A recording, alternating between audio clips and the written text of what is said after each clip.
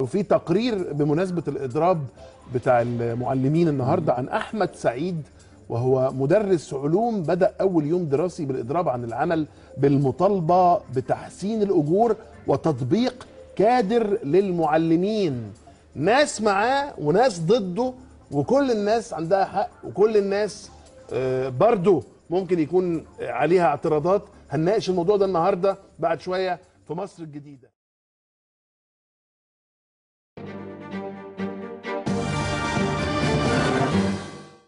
أستاذ أحمد سعيد مدرس علوم بالمرحلة الابتدائية، النهاردة أول يوم دراسي ليه ولأولاده، لكنه يوم مش عادي.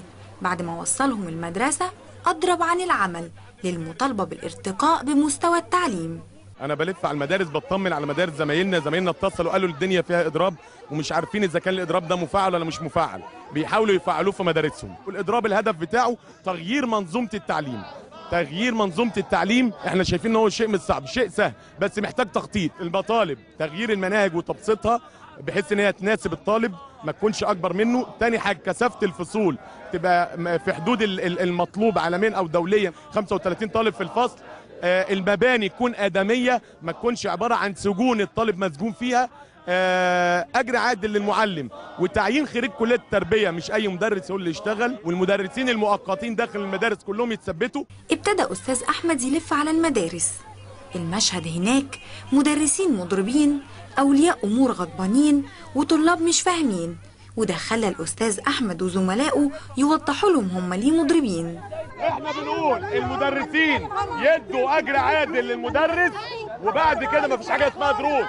اللي يدوا دروس انت تقف يقولوا له انت بتدي ليه؟ ما انت بتقبض كويس.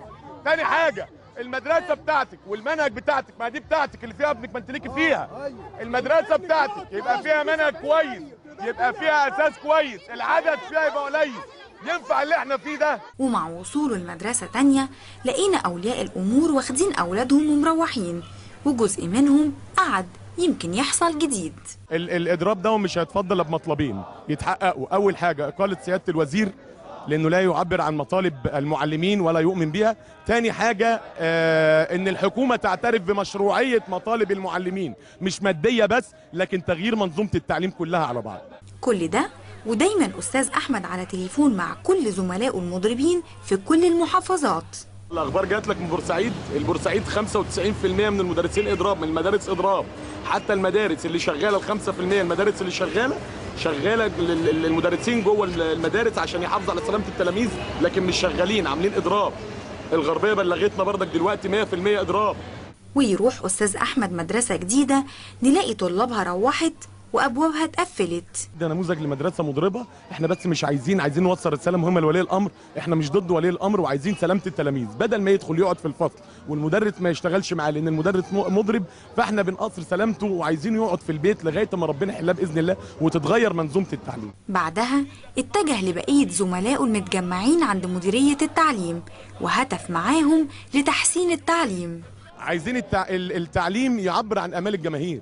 التعليم يبقى يخرج معلم قادر ان هو يتفاعل مع سوق العمل، مش مجرد ان هو حشو مناهج داخل العقول ويخرج الولد من الامتحان نسيها. المنهج في سياسه الوزاره بكميته مش بفاعليته. انا ممكن ادي خلال الترم كله درس واحد، لكن الدرس دون ياثر في حياه الطالب وفي دراسته. لما يجي يقول لك احنا غيرنا المنهج، تعرف على طول ان المنهج بقى صعب. هو فعلا كان اول يوم دراسي، لكنه للاستاذ احمد مع ايقاف التنفيذ اللي روح على تاكيد منه انهم هيفضلوا مضربين. ويفضل تغيير نظام التعليم هو ده مطلب جزء كبير من المعلمين، من تغيير مناهج لطرق تدريس، مطالب أضرب عشان تحقيقها عدد كبير من المعلمين. إضراب بدأ مع أول يوم دراسي، وأكد الأستاذ أحمد سعيد أنه مستمر حتى تحقيق أفضل منظومة للتعليم. لميس سلامة، برنامج مصر الجديدة مع معتز الدمرداش.